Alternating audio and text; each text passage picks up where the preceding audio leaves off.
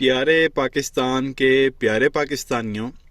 اس video میں بات کریں گے عمران خان صاحب کے بارے میں اور نون لیگ کی senior vice president chief organiser Maryam Nawaz کے بارے میں۔ پیارے پاکستانیوں، جیسا کہ آپ کو معلوم ہے کہ مریم نواز نے ایک دن پہلے وہ ججز پر تنقید کی، ان کو کمپرومائز کہا، ان کو کرپٹ کہا، کافی ساری باتیں اس عورت نے کھلم کھلا کی اور بھرے مجمع میں سرگودا میں کھڑے ہو کے عوام کے سامنے، میڈیا چینلز کے سامنے لائیو اس کی تقریر دکھائی جا رہی تھی ٹی وی پر، لائیو اس نے وہ ججز کے نام لیے، جس میں دو ہمارے سابقہ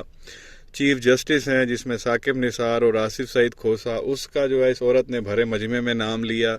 ساتھ دو تین اور ججز تھے، اس کا اس عورت نے نام لیا۔ آرمی کے ایک ریٹائرڈ جنرل ہیں جو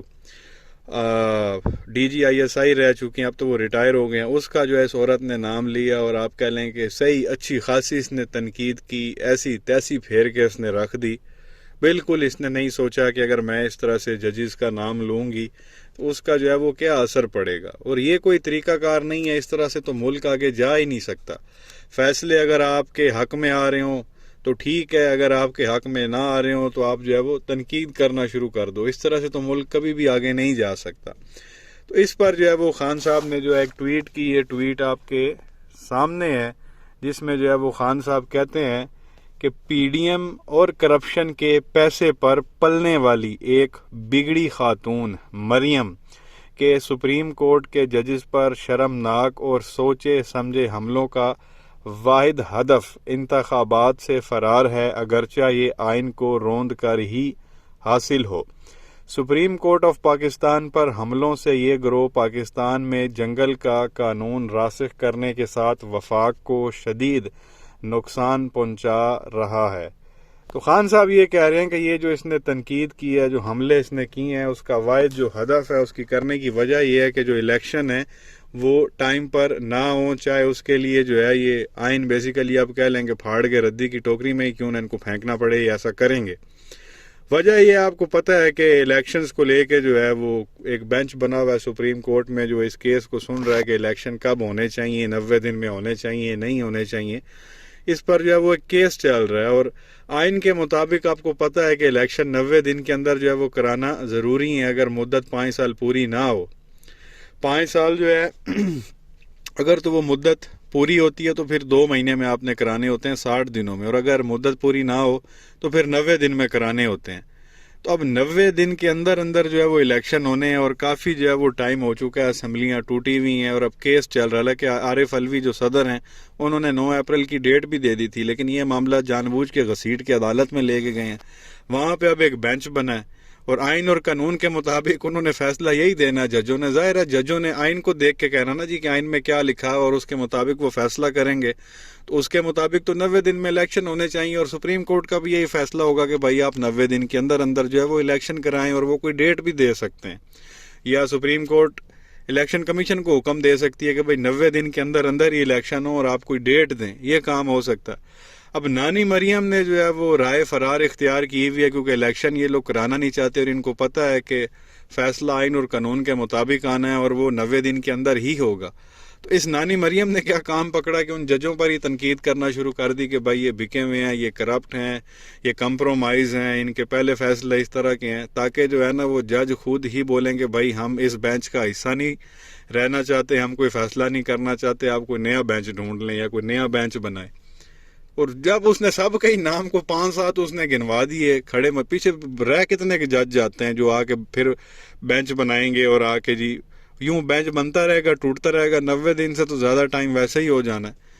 تو اس کی پالیسی نانی مریم کی یہ تھی کہ سب کے نام لوں گی تو وہ بینچ ہی ٹوٹ جائے گا، جج خود بولیں گے جی ہم یہ کیس نہیں سن سکتے، تو لہٰذا ایک نیا وہ بینچ بنایا جائے، اس طرح سے وہ مزید وہ ٹائم ہمیں مل جائے گا۔ تو پیچھے تنقید کرنے کی وجہ یہ تھی کہ ججوں کے نام لو تاکہ جج خود ہی پیچھے ہٹ جائیں، لیکن یہ کوئی طریقہ کار تو نہیں ہے نا پیارے پاکستانیوں۔ یوں اگر آپ دیکھیں، یوں تو پھر کوئی بھی اٹھ کے کھڑا ہو جائے جس کو لگے کہ کیس ہمارے خلاف آنے والا ہے، وہ اٹھ کے تنقید شروع کر دے، اور جج بولیں جی نہیں ٹھیک ہے ہم کیس ہی نہیں سنتے۔ یوں تو پھر نانی کو لگتا ہے میرے خلاف آئے گا، نانی بولنے پڑ جائے، خان صاحب کو لگتا ہے میرے خلاف آئے گا، خان صاحب بولنے لگ جائیں، زرداری کو لگے جی میرے خلاف آنے والا، زرداری بولنے لگ جائے۔ تو یوں اگر باری باری سب ہی جو ہے وہ مخالف پارٹی جس کو لگے کہ جی ہم ہار رہے ہیں یا ہمارے خلاف فیصلہ آئے گا، وہ اگر بولنا شروع کر دیں اور یوں اگر بینچ ٹوٹتے رہیں تو پھر ملک کا نظام کیسے آگے جائے گا؟ یہ جو عدالتی سسٹم ہے یہ کس طرح سے آگے جائے گا؟ یہ تو ایسا ہی ہے کہ کوئی دو فریق ہوں، ان کا کوئی کیس چل رہا ہو، ایک نے قتل کیا ہو، دوسرے نے کیس کیا ہو، اور جس کو لگے جی کہ ہمارے خلاف فیصلہ آنے والا، وہ اس جج پہ ہی جو ہے وہ تحفظات اٹھا دے اور بولے جی مجھے تو یہ کرپٹ لگتا ہے، اور جج بول رہے جی ٹھیک ہے میں سائڈ پہ ہوتا ہوں، کوئی نواں جج ڈھونڈ لو، پھر تو کیس تو وہیں رک جائے گا، اس کا فیصلہ ہی نہیں ہو سکے گا۔ یوں اگر تنقید پہ تنقید، اسی وجہ سے جو ہے وہ توہین عدالت ہوتی ہے کہ بھئی اگر کوئی کر رہا ہے تو اس کو بلا لو، آپ اتر رہے تھے لمحہ پاؤ نہ، تیرے کو پوچھیے تیری ہمت کیویں ہوئی ہے۔ اب یہاں پہ ماشاءاللہ جو ہے نا، حالانکہ یہ خان صاحب کو لاڈلا کہتے ہیں، خان صاحب نے ایک وہ جج زیبا تھی کچھ کر کے، وہ میجسٹریٹ تھی، کوئی خاص آپ کہہ لیں کہ کوئی ہائی کورٹ کو سپریم کورٹ کی بڑی جج بھی نہیں تھی، وہ نارمل سیشن کورٹ لیول کی وہ جج تھی، اور اس پہ خان صاحب نے صرف ایک چھوٹی سی بات کی تھی تو خان صاحب کو ان لوگوں نے اتنا ذلیل کیا تھا، ادھر پیشی ہو رہی ہے ادھر پیشی ہو رہی ہے، ڈسکوالیفیکیشن کی باتیں ہونا شروع ہو گئی تھی صرف ایک نام لینے پہ۔ اور نانی مریم نے تو ٹارگٹ ہی سیدھا جو ہے وہ دو چیف جسٹس ہیں، دو سینئر جج ہیں، تین بلکہ سپریم کورٹ کے،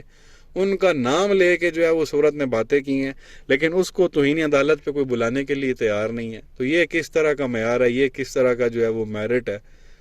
تو یہ ان لوگوں کی پالیسی پہلے بھی یہی تھی، نواز شریف کی آپ کو پتہ ہے، وہ 97 میں بھی جو ہے اس نے سپریم کورٹ پہ حملہ کروا دیا تھا، سیدھا سیدھا بندے اندر گھسیڑ دیے تھے،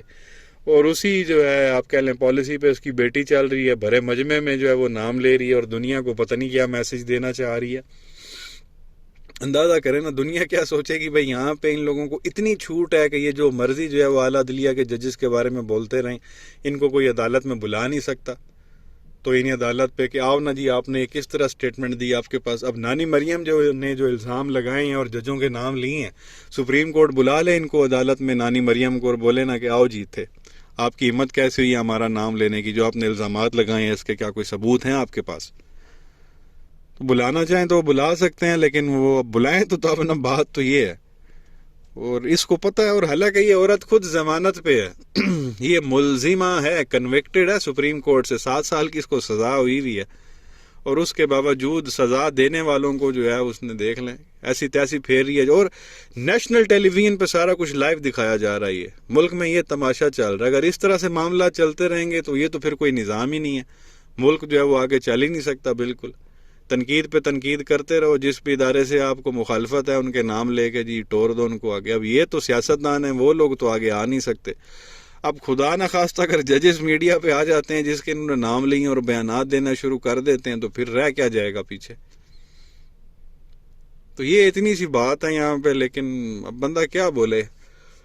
کوئی بھی جو ہے وہ نتھ ڈالنے کے لیے تیار نہیں ہے۔ مطلب ایسی کیا چیز ہے، کون سی گیدڑ سنگھی ہے اس نانی مریم کے پاس کہ کوئی جو ہے آپ کہہ لیں کہ اس کو روکنے کے لیے تیار نہیں ہے، اس کو للکارنے کے لیے تیار نہیں ہے، کوئی بھی اس کو شٹ اپ کال دینے کے لیے تیار نہیں ہے۔ ایسی کیا چیز ہے اس نانی کے پاس کہ سارے ڈرتے ہیں اس سے؟ آپ کو کیا لگتا ہے اس کے پاس کیا چیز ہے؟ نیچے کمنٹ سیکشن میں اپنی رائے کا اظہار ضرور کریں، ویڈیو کو لائک کریں، چینل کو سبسکرائب کریں، بیل آئیکن پر کلک کریں۔ شکریہ۔